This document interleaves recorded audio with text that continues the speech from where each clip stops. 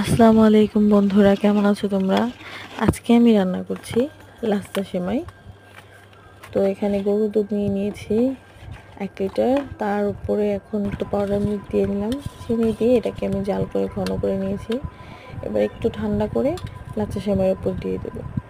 গরম অবস্থায় দিলে এক এক সময় লাচ্ছা সেমাইটা গলে যায়, খেতে হালুয়ার মতো মনে হয়, সেজন্য একটু ঠান্ডা করে দিচ্ছি।